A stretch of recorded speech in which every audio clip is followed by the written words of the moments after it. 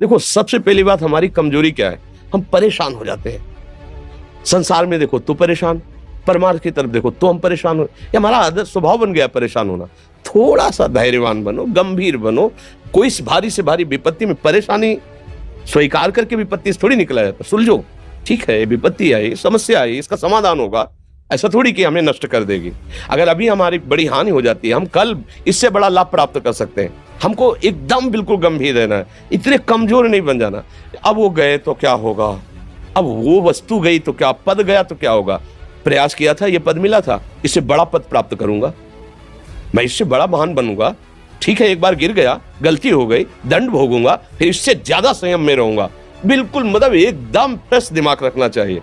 पर अपने लोग क्या है, जरा सी बात में एकदम पछड़ा कर लेते हैं, एकदम कमजोर हो जाते हैं। ये बिल्कुल ठीक नहीं है। हम जीवन भर की यात्रा की बात कह रहे हैं, भारी से भारी कष्ट में भी मुस्कुराना, तो हमें बल मिला है, हमें भगवान की कृपा का दर्शन हुआ है, हमें उनका दुलार दिखाई दिया है। अगर ऐसे तो भाग जाते, फिर परमार्थ में थोड़ी चलना होता है। आज जो आप सुन करके लाभ लेने की चेष्टा कर रहे हो ना, ये केवल प्रवचन नहीं है, ये जीवन है।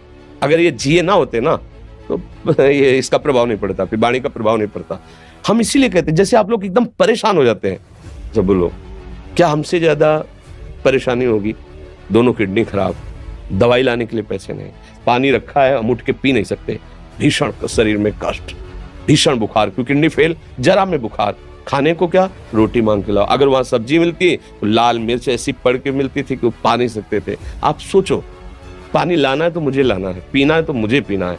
अगर मैं हारता तो कहां पहुंच जाता, क्या स्थिति होती। नहीं, मरना है, पर कदम पीछे। कोई दिन ऐसा नहीं जिस दिन सेवा ना की हो, जिस दिन सेवा ना गए हो। गुरु जी की सेवा में जाना है, पहले अपने को स्वस्थ साबित करना है। नहीं, वो सेवा नहीं लेंगे, तुम बीमार हो, तुम कष्ट में हो। ऐसा उनकी दृष्टि परेशान थी, सेवा की, आके लेट गए।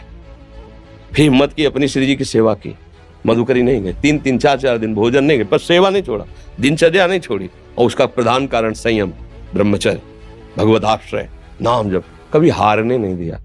अभी भी थोड़ी देर बाद डायलिसिस शुरू हुआ, हारने, आपको हारे हुए नजर आ रहे हैं। शरीर में पीड़ा है, किडनी फेल है, ऐसा थोड़ा हम स्वस्थ बैठे हैं, पीड़ा है, बार बार प्यास लगती है, थोड़ा थोड़ा पानी मिलता है, लेकिन हम आनंदित हैं, हम प्रसन्न हैं। हम लड़ाई में हारे नहीं हैं, ना हारेंगे, हम जीत चुके हैं। हम अपने मालिक के भरोसे में अपना संवाद, तो वो ये हम अपनी बड़ाई नहीं बता रहे, हम आपको बता रहे समस्या। सोचो, तुम्हारे पास तो माँ है, भाई है, बहन है, परिवार है, कोई ना कोई तो है ना। मेरा किसी ने कभी जीवन में ध्यान भी नहीं दिया। क्यों?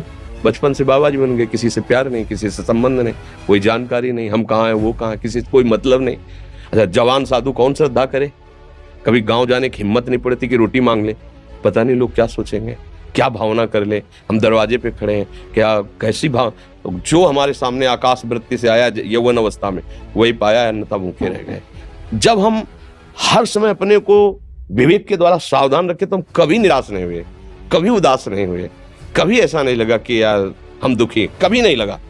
उसी का फल है कि उस सुख का संकेत मिल गया जहां दुख की निशानी भी नहीं है। वही उसी के बच्चे हो, हम सब उसी धातु से बने हुए हैं। हम इतना क्यों परेशान हो जाते हैं? हम ये देखते हैं, अपने लोग थोड़ी बात बिगड़ गई परेशान, नहीं बिगड़ी तो बिगड़ जाने की संभावना में परेशान है। आज सुख है, लेकिन कल सुख छिन जाएगा, तो हम आज के सुख में सुखी ना होकर कल के दुख की आने की संभावना में हम भयभीत हो। मतलब क्या हमारी सोच रह गई? हमको इतना बलवान बनना है कि सुख और दुख दोनों हमको छू न सके। भारी से भारी सुख की व्यवस्था है तो अहंकार नहीं, हर्षित होकर किसी का अपमान न करे कि हम धनी, हम पदाधिकारी, अमुक। भारी से भारी दुख आया तो हमें किसी के सहयोग की जरूरत नहीं, हम फिर अपने कदम बढ़ाएंगे, हम फिर जुड़ी हुई अपनी भावनाओं को सजाएंगे। मस्त जीवन एकदम। तुम अविनाशी के बच्चे हो। शेर का बच्चा भेड़ों के बीच में फंसकर म्यों म्यों बोल रहा है, बस अगर दहाड़ना सीख जाए तो कोई भी उसे परास्त नहीं कर सकता। ऐसे भगवद अंश, तू प्रपंच में फंसकर अपने को इतना दीन क्यों देख रहा है? तू ऐसा है कि भगवान के दिव्यास्त्र में भी ताकत नहीं तेरे को मार सके। तू अविनाशी का अविनाशी बच्चा है। विनाशी भोगों को, विनाशी शरीर को मैं मान के इतना भयभीत, इतना दुख, ठीक नहीं। ये सबके लिए, केवल एक के लिए नहीं। आप समझो, आप लोग सोचते हैं हम गृहस्थ होकर भला ऐसी स्थिति कैसे? जनक जी सुखदेव जी के गुरु हैं और राजा हैं, महल है, रानियां हैं, नौकर है, चाकर।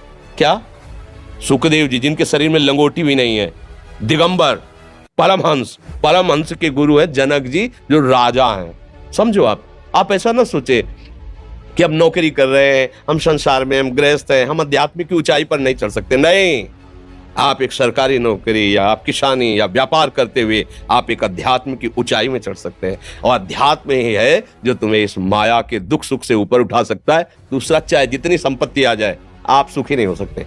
सब देख लो, आंख खोल के देख लो, अध्यात्म ही है जो तुम्हें हर कष्ट सहकर मुस्कुराकर जीने का रास्ता बता देगा कि आप आनंदित हो जाओगे। कुछ नहीं बिगड़ा, अध्यात्म है तो कुछ नहीं बिगड़ा, अध्यात्म नहीं है तो कुछ नहीं बना, कुछ हाथ नहीं लगने वाला।